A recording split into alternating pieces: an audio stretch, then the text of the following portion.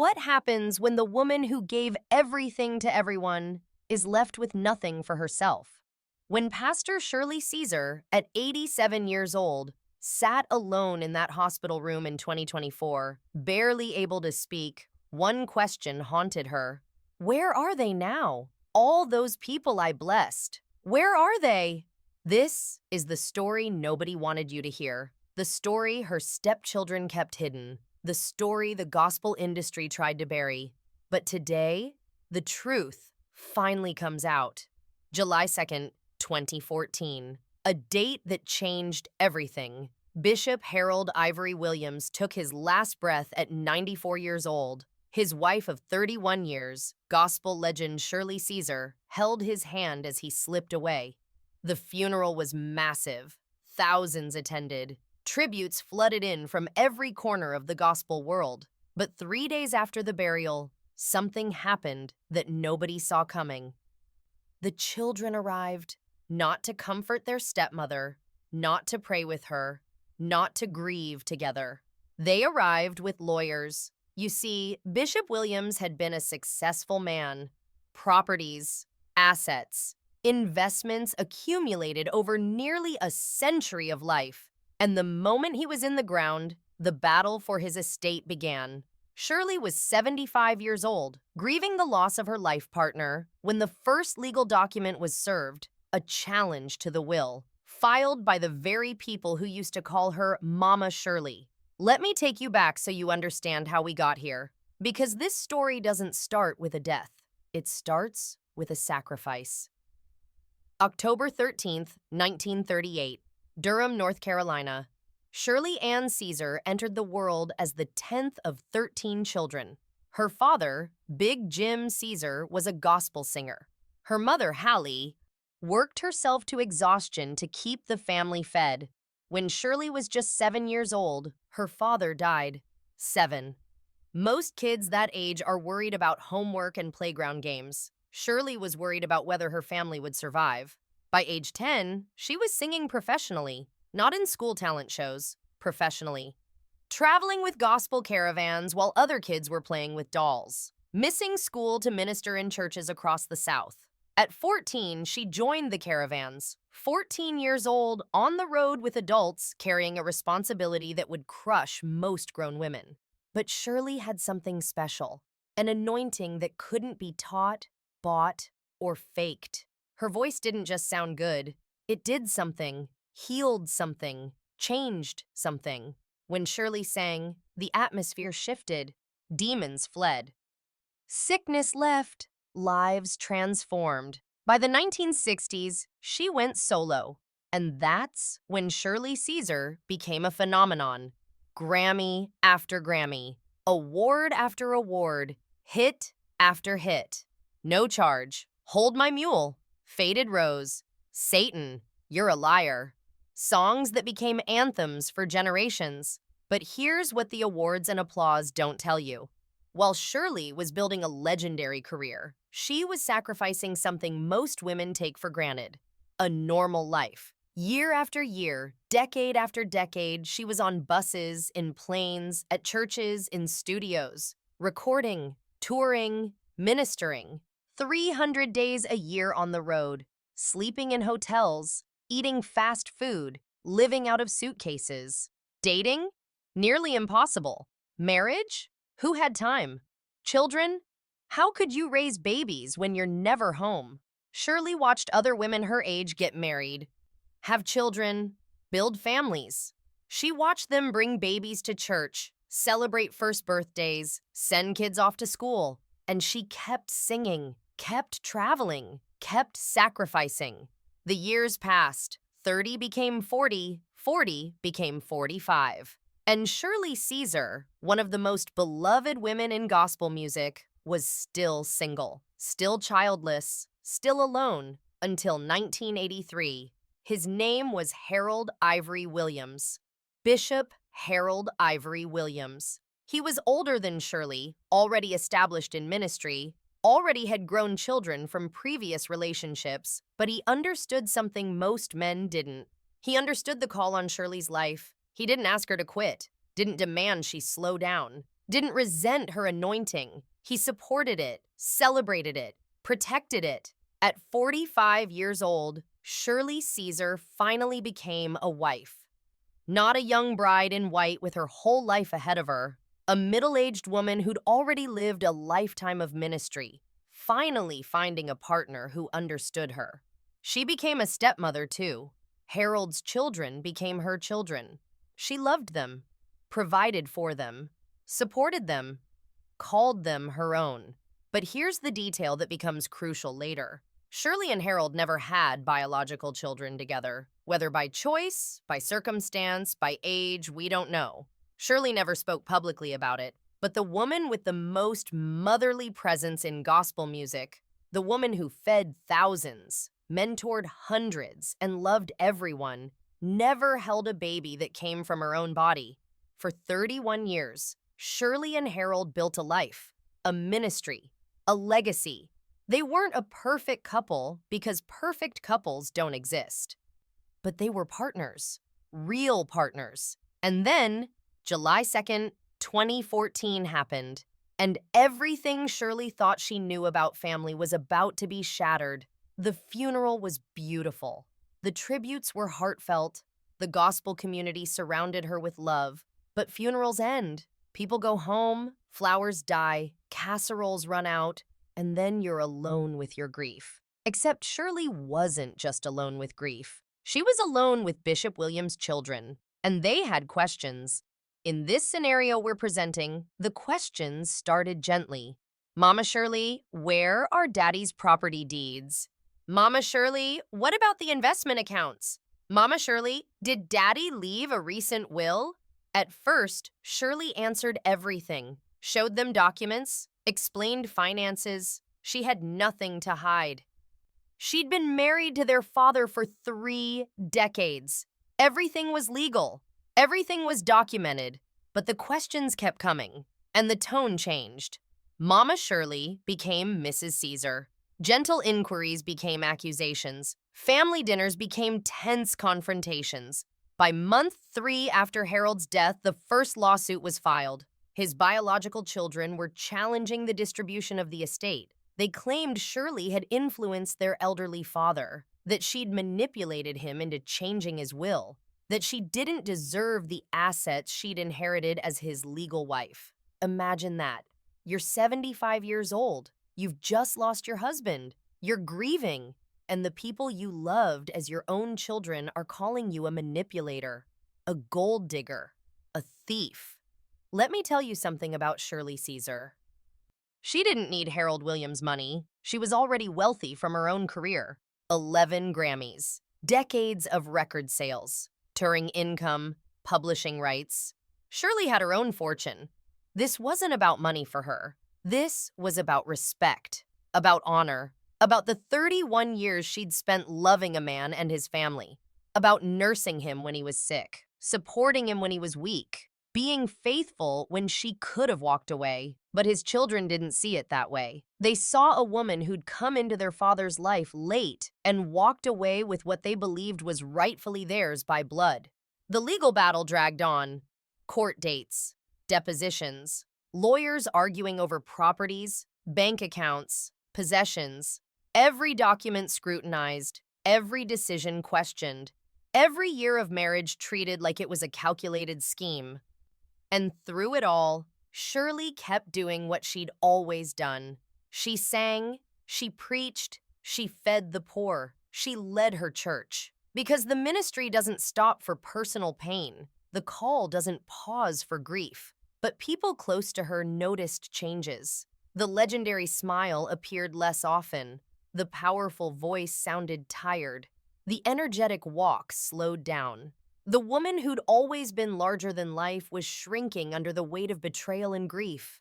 Then came the death rumors. 2019. Social media exploded with posts claiming Shirley Caesar had died. Screenshots of fake news articles, condolence messages flooding her pages. R.I.P. to a legend. Heaven gained an angel. Throat cancer took another great one. Except she wasn't dead. She was alive, sitting in her living room, watching strangers write her obituary. Discussing how she died, sharing memories like she was gone. Her ministry had to release statements. Pastor Caesar is alive and well. Please stop spreading false information. But the rumors kept coming. 2021, another wave. 2023, another round. Each time, she had to watch the world mourn her while she was still breathing. Those death rumors weren't just annoying. They were traumatic. They felt like erasure, like the world was so eager to be done with her that they couldn't even wait for her to actually die. Can you imagine that? You've spent 80 plus years building a legacy of truth and integrity, and now lies about your death spread faster than any truth about your life ever did. For someone who dedicated her existence to gospel truth, watching lies about her death go viral felt like a demonic attack. Like the enemy was trying to kill her reputation before her body even gave out. But the worst was yet to come. In this scenario, early 2024, Pastor Caesar was at a private church event. Not a big public concert, not a televised service, just a small gathering with longtime members. She was speaking, sharing a testimony about God's faithfulness, when suddenly her words slurred, her legs buckled, and Gospel's First Lady collapsed. Panic, screaming. Somebody call 911. The ambulance arrived. They rushed her to the hospital, and for hours, nobody knew if she'd survive. When the news leaked, the gospel world held its breath. Prayer chains formed. Social media flooded with intercession. Every major gospel artist posted asking for prayers, because if Shirley Caesar died, gospel music would lose more than a legend. It would lose its heart.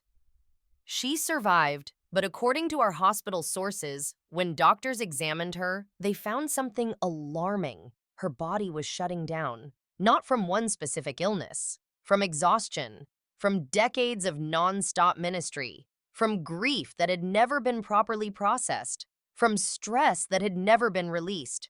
One fabricated hospital insider claimed she heard Shirley say something heartbreaking. "I gave everything to everybody. Who's going to take care of me now?" Think about that. A woman who'd fed thousands, housed hundreds, blessed millions, lying in a hospital bed wondering who would take care of her. Where were the stepchildren during this hospitalization? According to this, they were noticeably absent. No public statements, no hospital visits that anyone witnessed, no reconciliation at her bedside. The people who showed up? Church members, fellow gospel artists, fans who'd never met her personally but whose lives had been changed by her music. Strangers showing more love than family. Let's talk about the sacrifice nobody wants to discuss. Why Shirley Caesar has no biological children. She's never publicly explained it, never shared whether it was by choice or by circumstance.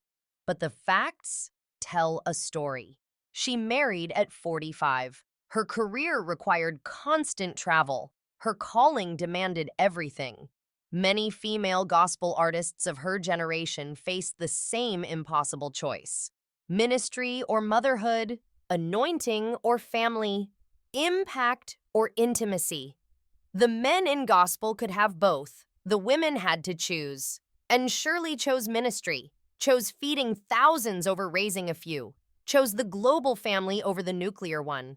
By every kingdom metric, she made the right choice. But in her final years, according to this exploration, that choice left her uniquely vulnerable. No biological children to advocate for her when she couldn't speak for herself. No grandchildren to bring joy to her final season. Just stepchildren who, in this dramatization, saw her as an obstacle to their inheritance rather than the woman who'd loved their father for 3 decades. That's the brutal price of legendary anointing. You bless everyone, and sometimes you end up alone anyway. Let's imagine what the stepchildren are finally saying years after their father's death. These testimonies we're creating for dramatic purposes. People think we were heartless, that we attacked Shirley for no reason, but they don't know what it was like watching our father change after he married her. Watching family properties get transferred, watching decisions get made that we weren't consulted on, We weren't fighting against Shirley. We were fighting for what our father built before she came into the picture. Do I regret how things went down? Sometimes. But when you've watched your inheritance disappear, when you've seen a will changed multiple times, when you feel like you're being erased from your own father's legacy, you fight back. That's what we did. We fought back. The saddest part? We actually loved Mama Shirley once, before money got involved, before lawyers, before court. She was good to us when Daddy was alive. But after he died, everything changed. Or maybe it didn't change. Maybe we just finally saw what had always been there. These testimonies reveal something tragic. Even if we're making them up, they represent a reality many blended families face. Love that turns to suspicion, grief that turns to greed, family that turns to warfare, and caught in the middle? An 87-year-old woman who just wanted to honor her husband's memory and live out her final years in peace. So where is Shirley Caesar now? She's still alive, still pastoring Mount Calvary Word of Faith Church in Raleigh, still making occasional appearances, still blessing people when her health allows. But according to fabricated sources close to her, she's not the same. How could she be? The betrayals, the lawsuits, the death rumors, the hospitalization, the loneliness. One friend claimed, "She's still anointed. God hasn't lifted that." But the joy is different now. There's a sadness in her eyes that wasn't there before. Like she's learned a lesson about humanity that she wishes she could unlearn. Another fabricated source said, "She doesn't talk about the family situation publicly, won't badmouth the stepchildren, won't defend herself aggressively. She just says, 'God knows my heart,' and keeps moving forward." But those of us close to her, we see the pain, we see what it cost her. Here's what breaks my heart about this story, whether it's completely based on hidden truths. Shirley Caesar represents thousands of anointed people who give everything and end up with so little. Gospel legends who die broke despite making millions. Preachers who end up alone despite blessing thousands. Singers whose voices fill arenas but whose homes are empty. The industry takes everything they have: their youth, their health, their families, their privacy, their peace. And when they're used up, when the voice cracks and the body breaks and the crowds move on to the next anointed thing, what's left?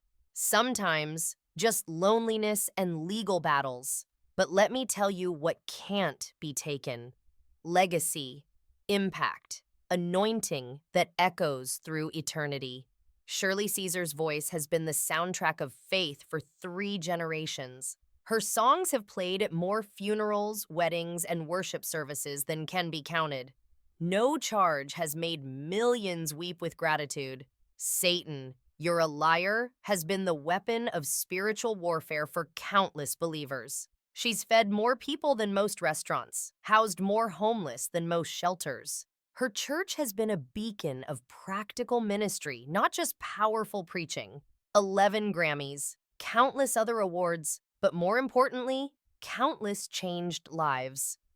People who found hope because of her voice, found strength because of her example, found courage because she showed them what faithfulness looks like. That legacy doesn't disappear because family turned against her, doesn't diminish because estate battles got ugly, doesn't fade because her final years are hard.